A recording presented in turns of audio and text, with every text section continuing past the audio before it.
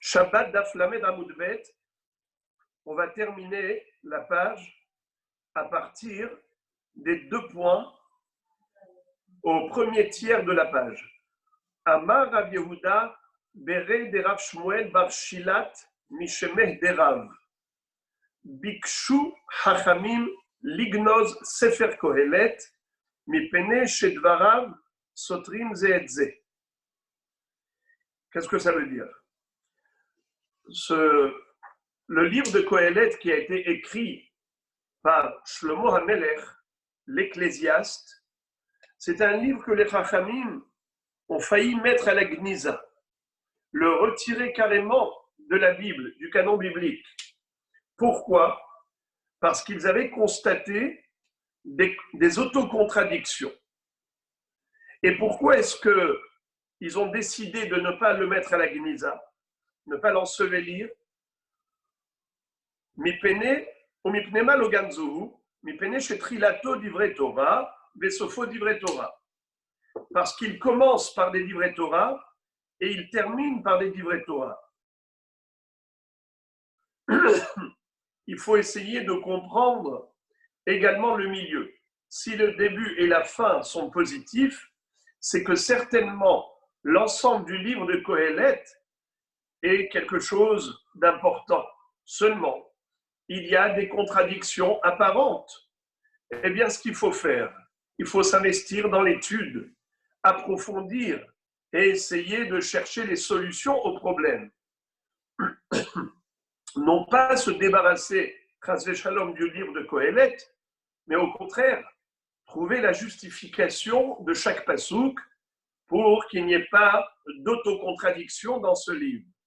C'est ce qu'ils ont fait et ils ont fini par trouver les solutions. Voilà quelles étaient les contradictions apparentes. La première. Mais d'abord, avant de dire quelles sont les contradictions, la Gemara nous montre comment Kohelet commence par des divrei Torah et termine par des divrei Torah. Hilato divrei Torah dirtiv, ma yitron adam bechol amalo, sheyamol tachat hashamesh. Ve'amre deber Rabbi Yanai, tachat hashemesh uden lo yitron.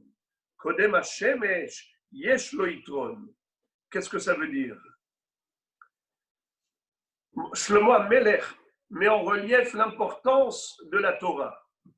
Et il dit, un homme, durant toute sa vie, s'il ne s'investit que dans des activités d'ordre matériel et profane, c'est dommage pour lui, car il n'a rien gagné.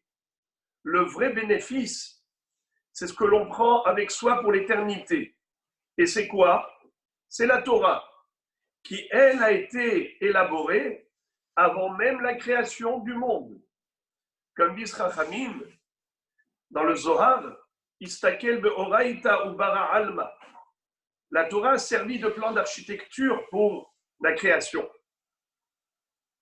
Le monde a été créé en fonction de la Torah. Et de ce fait, elle a précédé le monde. C'est pour ça qu'elle s'appelle les Ma'ala min ha-shemesh. Le Shemesh, le soleil, fait partie des créatures pendant les 6 jours de la création. Mais il y a même avant les 6 jours de la création, c'est la Torah qui existait même avant. Alors qu'est-ce que nous dit Shlomo HaMelech au début de l'Ecclésiaste? Ma yitron la-adam.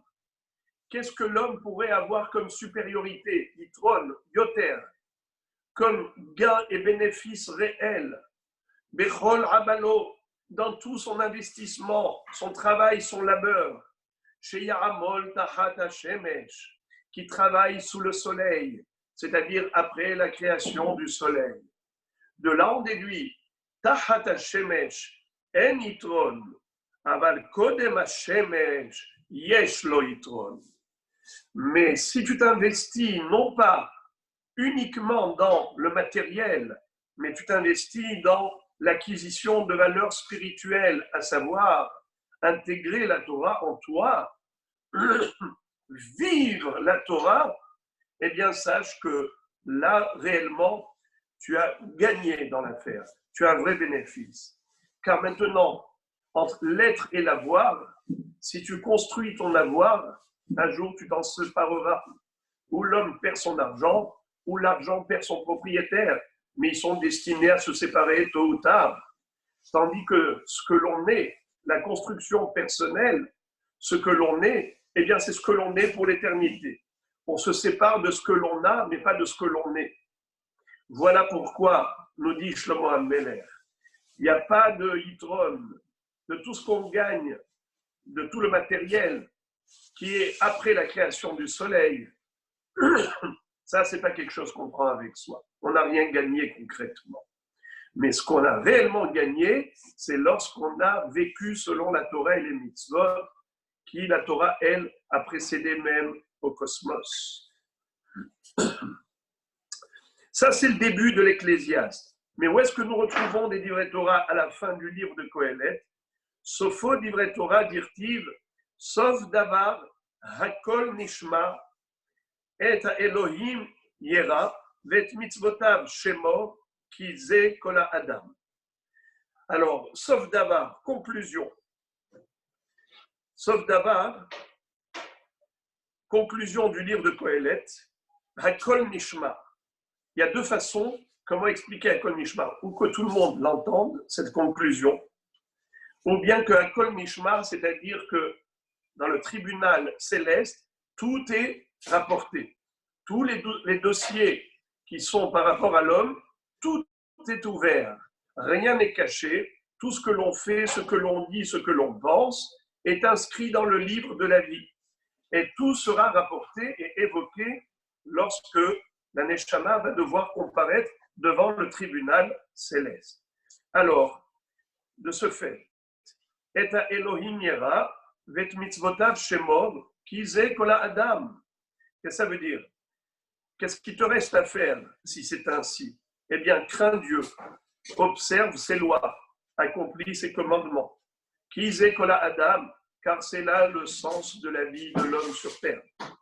Et la Gemara va s'interroger par rapport à Kizé Kol Ha-Adam. Qu'est-ce que ça veut dire Kizé Kol Ha-Adam? Alors la Gemara explique Maï Kizé Kol Ha-Adam, trois explications. Première, Amar Rabbi Eliezer, Kol Ha-Olam Kulo Lo Nivra Ela Bishvil Ze. Tout le monde, le Kol, tout a été créé pour cet homme-là. Un homme qui craint Dieu, un homme qui observe les mitzvot de la Torah, il est carrément la couronne de la création. Il est la raison d'être de l'univers. C'est pour lui que le monde fut créé. Pour ce tzaddik, Rabbi Abba bar Kahana Amar, Shakul ze keneged kol haolam kulo, ki ze kol ha'adam. Cet homme qui a la crainte de Dieu et qui observe les mitzvot, eh bien, il est équivalent au monde entier. Si on mettait sur la balance le monde et de l'autre côté de la balance cet homme qui craint Dieu et qui accomplit les mitzvot, eh bien, il est équivalent au monde entier. Troisième explication, Shimon ben Azai Omer, Ve'amrela Shimon ben Zoma. On a une machloket, est-ce que c'est Shimon ben Azai ou Shimon ben Zoma qui aurait dit cette chose-là? Voilà ce qu'il va dire. Lo nivra kol haolam kulo, ela letzevet lazé. Le monde entier a été créé pour servir de compagnie à cet homme. C'est-à-dire que pour vivre, il faut des moyens. Il faut des vêtements, il faut à manger, il faut des chaussures, il faut des lunettes. Alors, qui est-ce qui va fabriquer tout cela?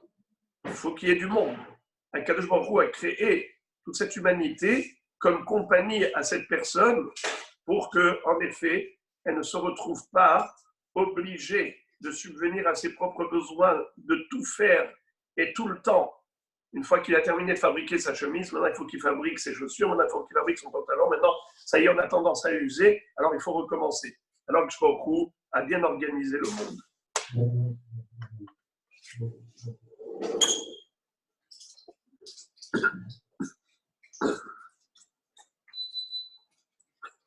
Très bien.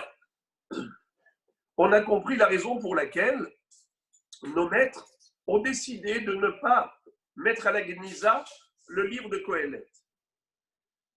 Parce que Trilatov et Sopho d'Ivret Torah, comme on vient de le voir. Mais maintenant, il faut résoudre les problèmes, les contradictions qu'on retrouve dans ce livre. Première contradiction. Maï Devarav Sotrim Zehebze. Que veut dire qu'il se contredit? Ktiv Tov Kaas Misehok.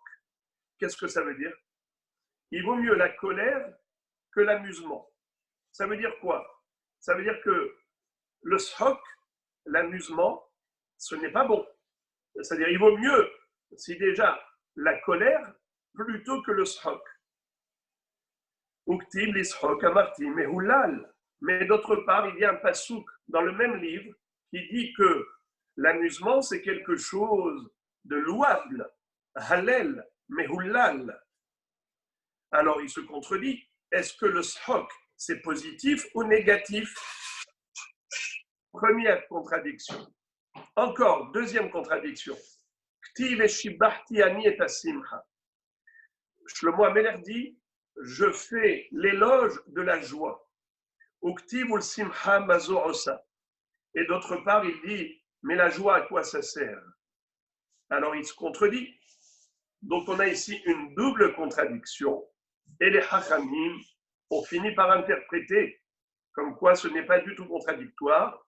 Shlomo Ameler parle de deux notions différentes. Premièrement, l'akashia, il n'y a pas de contradiction.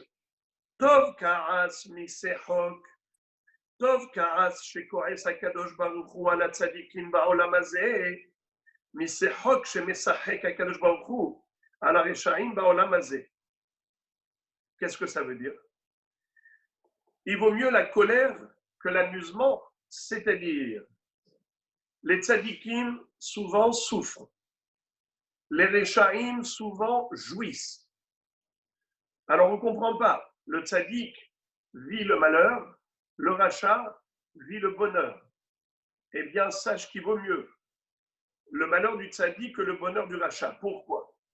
Car Kadosh Baruch Hu est en train de donner au tzadik l'occasion d'épurer ses fautes, de purger sa peine dans ce monde, afin de lui réserver un bonheur infini pour l'éternité dans le Olam Haba. Tandis que les Rechaim, c'est juste le contraire. Il leur donne dans ce monde la récompense pour le peu de mérite qu'ils ont. Il leur donne le maximum de jouissance et de bonheur dans ce monde pour liquider, entre guillemets, la dette qu'Hachem a envers eux. Et une fois qu'ils ont reçu leur salaire dans ce monde, ça y est, il ne reste plus aucun mérite. Ils arrivent là-haut et malheureusement, il ne reste plus que le négatif pour lequel ils devront être jugés. Donc c'est ça la kavana. Tov ka'as misehok. Il vaut mieux la colère d'Hachem envers les tzadikim plutôt que le srok, plutôt que l'amusement, c'est-à-dire plutôt que tout le bonheur qu'il accorde aux Rechaim dans ce monde. Voilà comment on a résolu la première contradiction. La seconde, à propos de la simcha. Une fois on dit que la simcha c'est positif, une fois on dit que c'est négatif. Mais shibarti ani et simcha, le simcha shel mitzvah. Là, quelle joie est considérée positive? C'est lorsqu'il s'agit de simcha shel mitzvah. Par exemple, réjouir Khatan et Kala, aller réjouir des bénis Israël.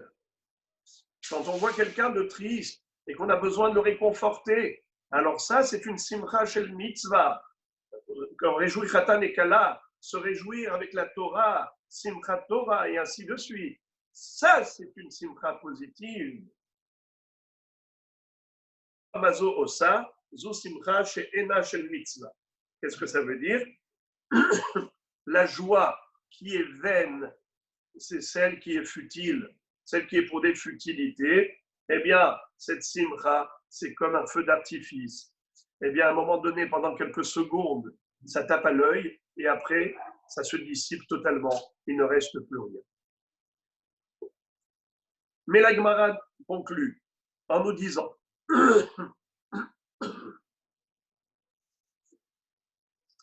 si la simcha shel mitzvah est considérée positive, Voilà pourquoi elle est positive. L'elametra she'en hashechina shora, lo mitoch atzvut, velo mitoch atzlut,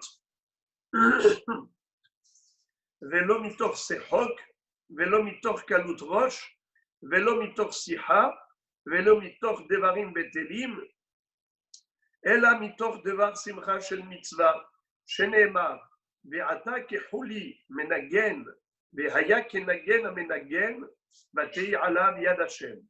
C'est-à-dire, lorsqu'on veut que la Shekhinah règne sur nous, il faut être dans un esprit joyeux. Il ne faut pas être une chaîne. Il faut être sameach, simcha shel mitzvah, comme le prophète Elisha Navi. On va voir tout de suite que la Shekhinah, même l'esprit de prophétie, ne peut pas régner sur quelqu'un qui est triste ou qui est fainéant ou qui est dans la légèreté d'esprit, dans l'amusement, dans l'éclat de rire qui n'a pas de sens, ou bavardage inutile. Alors je vous traduis mot à mot. En hashechina shora, la shechina ne règne pas, l'omitoch atzvut, ni dans un esprit de tristesse, et ni dans l'omitoch atzlut, ni dans un esprit de fainéantise, de flemme, l'omitoch shok, et ni dans l'amusement, l'omitoch kalut rosh, ni dans la raillerie, l'omitoch sicha, et ni par le bavardage, l'omitoch dvarim betelim, ni même pour des paroles futiles.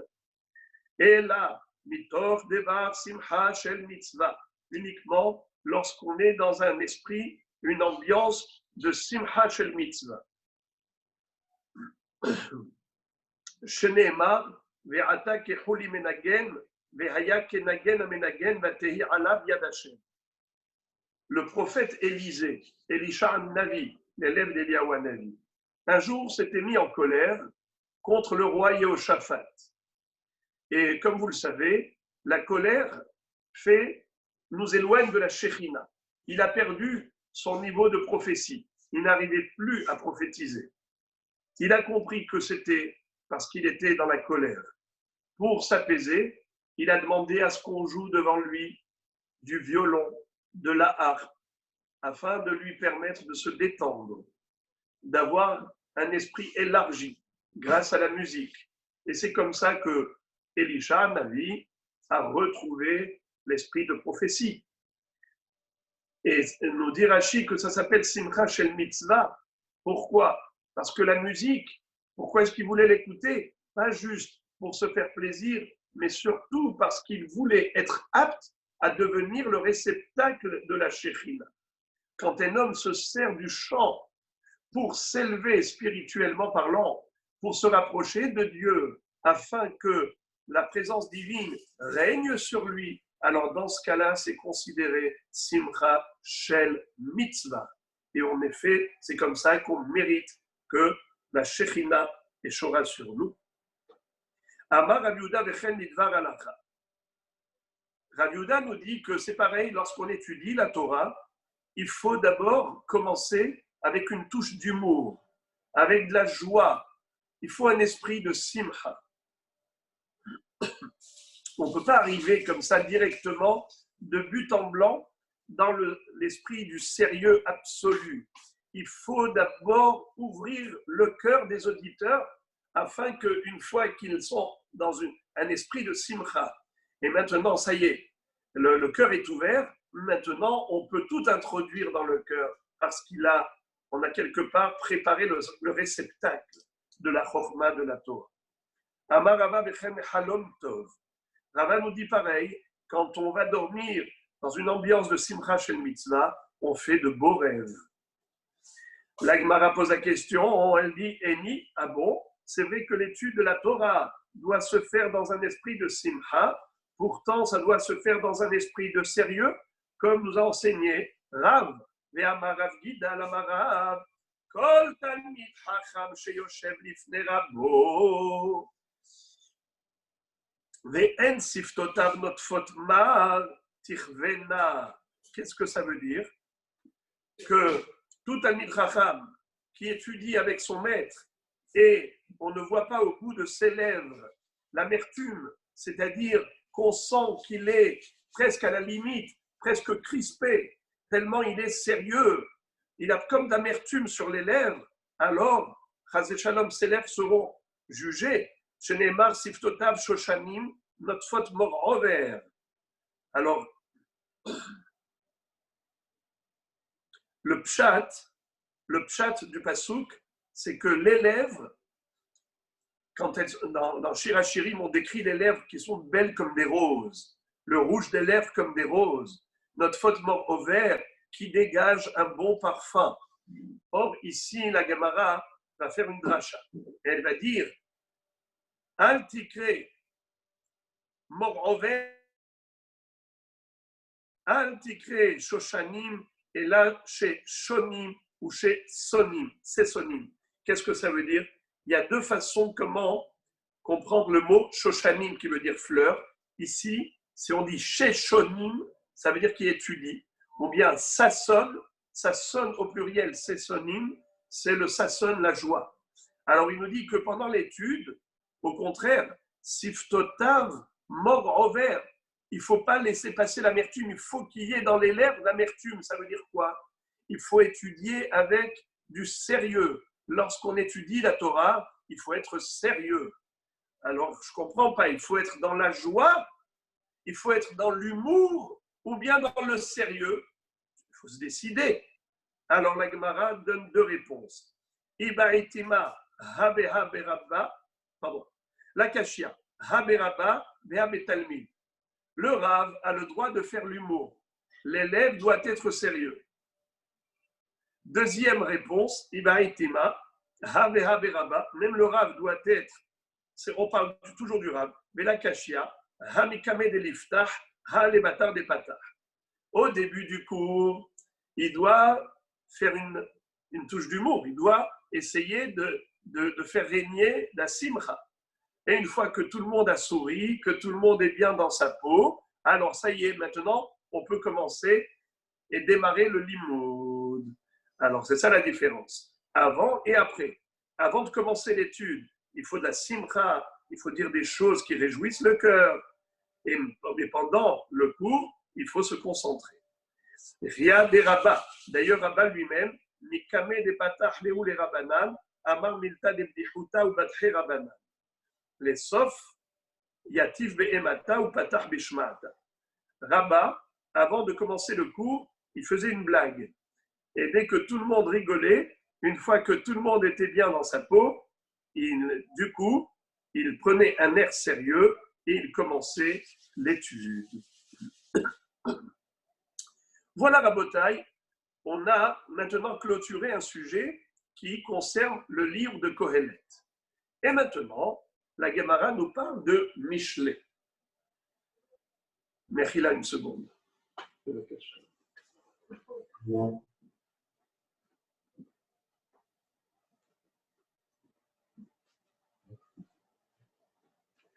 Le livre de Michelet, les proverbes en français, a failli subir le même sort.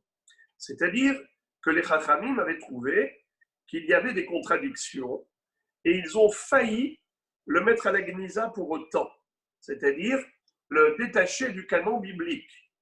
Or, ils se sont dit la chose suivante. On voit que le livre de Kohelet, qui a été également écrit par Shlomo HaMelech, on avait aussi constaté des contradictions. Et finalement, lorsqu'on a réfléchi, on a trouvé la chokma de Shlomo HaMelech extraordinaire. Chaque pasouk véhiculait un enseignement différent et qu'il n'y avait absolument rien de contradictoire.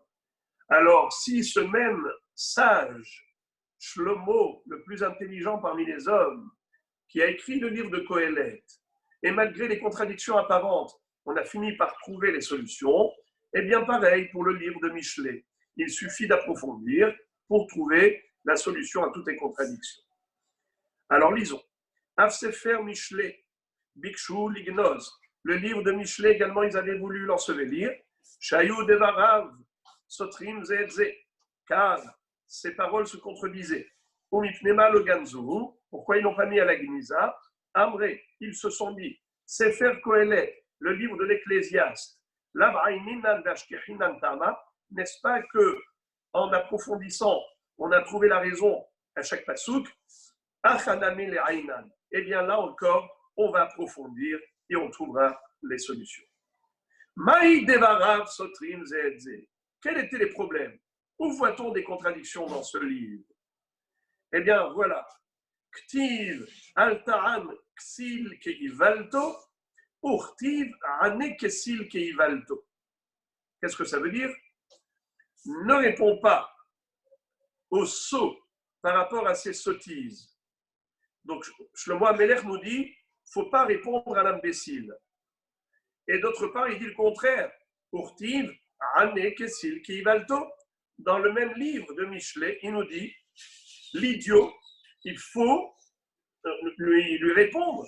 Il faut répliquer aux sottises de cet idiot-là. Ane, kesil, keivalto. Remets-le en place. Donne-lui des réponses à cet idiot. Alors, je ne comprends pas. Il faut répondre à l'idiot, il ne faut pas. Il y a un pasouk dans Michelet qui te dit oui, il y a un pasouk qui te dit non. Alors, voilà ce que les Chachamim ont dit. La kashia, ce n'est pas contradictoire. Ha bedivre Torah, ha bemile de alma. Qu'est-ce que ça veut dire? Ça dépend. S'il s'agit de divrei Torah, même si la personne se moque de toi, c'est-à-dire qu'elle veut ridiculiser la Torah, alors toi, ne garde pas le silence. Car si tu te tais, c'est comme si tu approuvais. Ne donne pas d'approbation par ton silence. Qui ne dit mot, consent. Alors, réponds. Montre-lui qu'il s'est trompé et démontre-lui la véracité des dires de la Torah. Tandis que, lorsqu'il s'agit d'un maboul qui t'insulte, qui te dit des bêtises, ne réponds pas.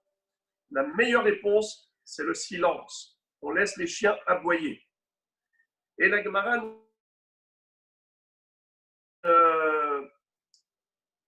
une illustration réelle de ce concept. Ki ha de aou de ata le kame de rabbi. Amarle ishtecha ishti ou banecha banai. Il y a quelqu'un qui est venu, Ahmad, est venu voir Rabbeinu HaKadosh et lui dit, ta femme c'est la mienne, tes enfants sont les miens. En d'autres termes, ta femme t'a trompé, tes enfants sont des bâtards, des mamzerim. Rabbeinu HaKadosh a vu qu'il avait affaire à un maboul. Qu'est-ce qu'il a fait? Amarle, retzoncha shetishte kos shel yain, shata ou pakar. Qu'est-ce que ça veut dire? Il lui a dit, Rabbeinu HaKadosh a eu peur d'une chose, c'est que c'est vrai que cet homme-là, c'est un hamad, mais s'il va aller à l'extérieur et répéter des choses pareilles, les gens risquent de croire qu'en effet, les enfants de Rabbeinu HaKadosh sont des mamzerim. Qu'est-ce qu'il a dit? Il lui a dit, écoute, tu veux boire un verre de vin? Il lui a servi un verre de vin. Quand il a bu, cet homme est mort en buvant ce vin. Ça veut dire que Rabbeinu HaKadosh, en quelque sorte, a été à l'origine de cette sentence, de la sanction immédiate de cet homme. Immédiatement, il est mort en buvant ce vin. Il y a encore une autre histoire pareille.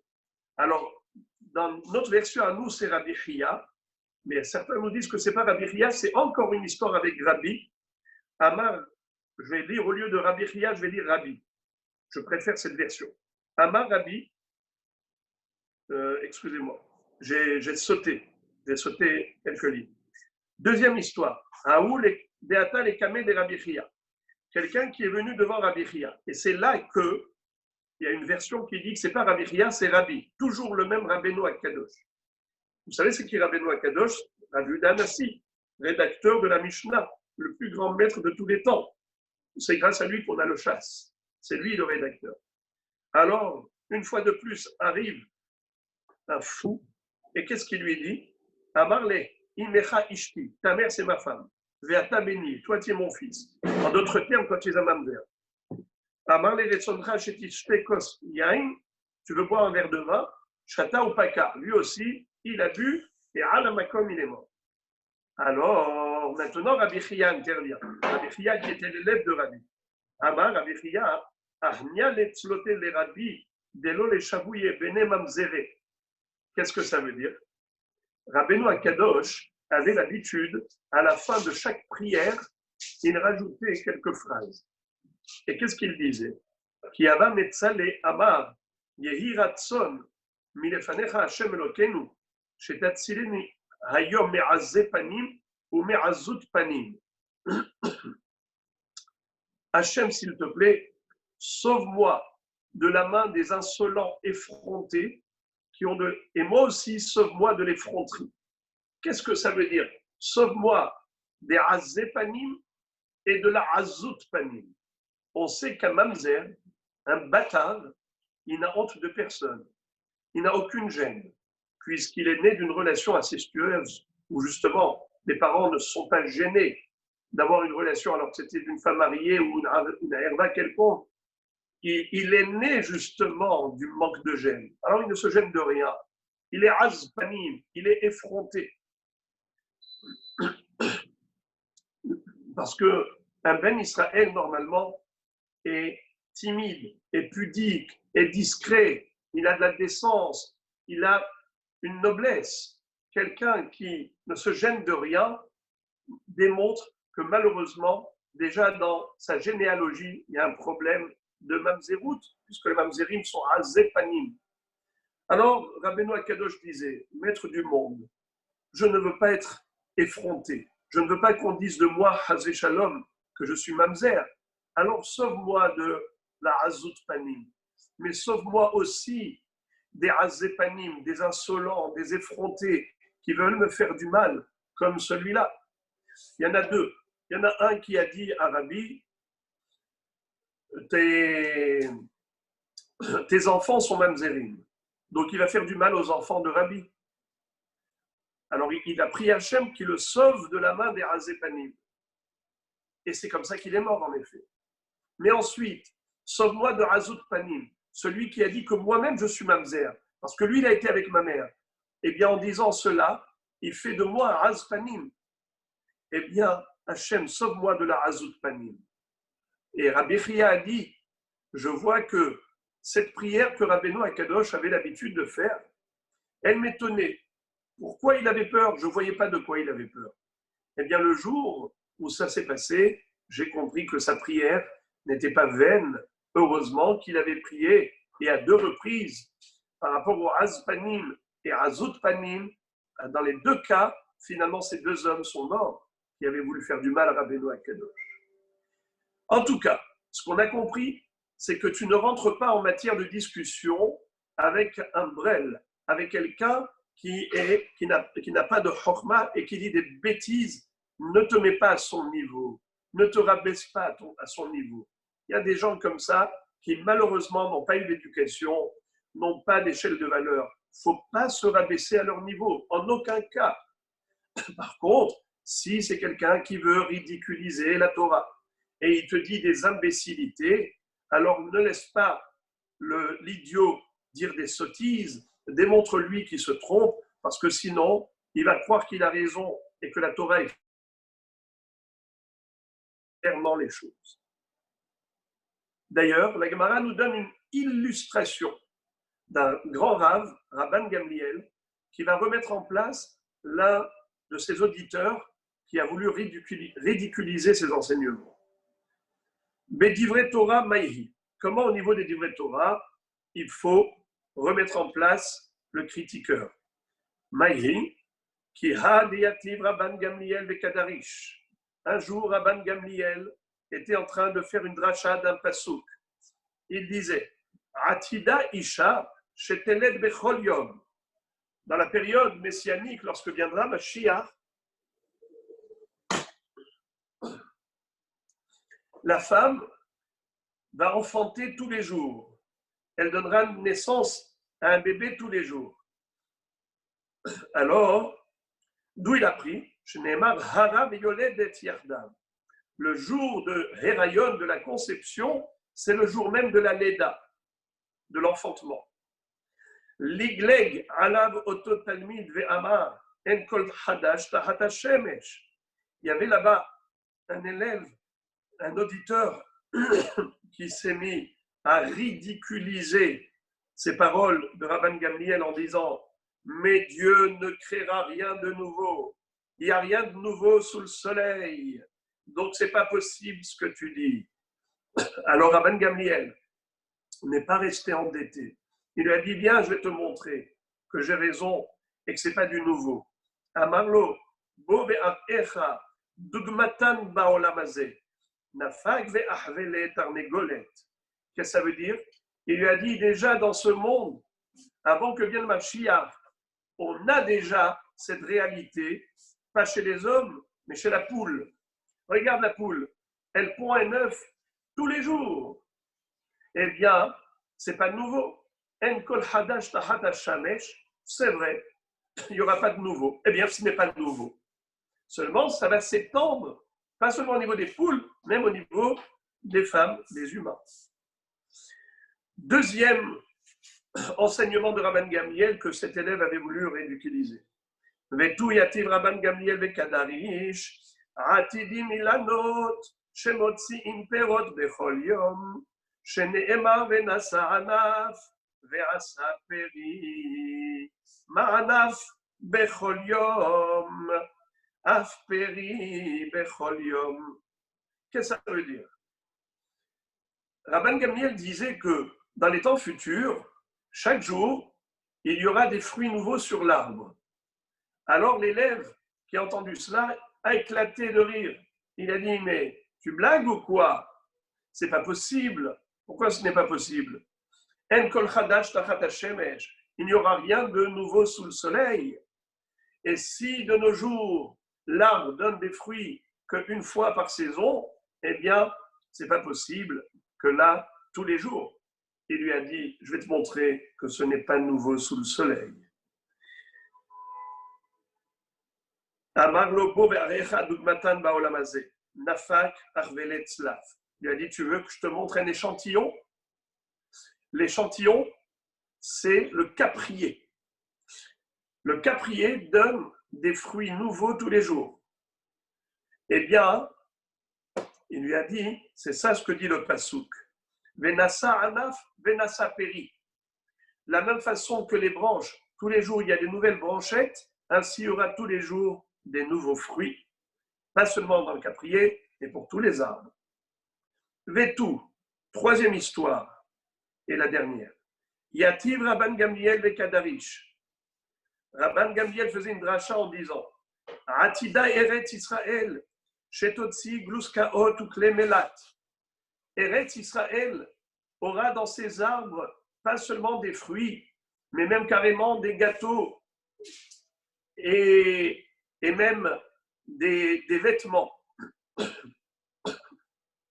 On va cueillir des vêtements déjà tout faits, on va cueillir des gâteaux déjà tout prêts.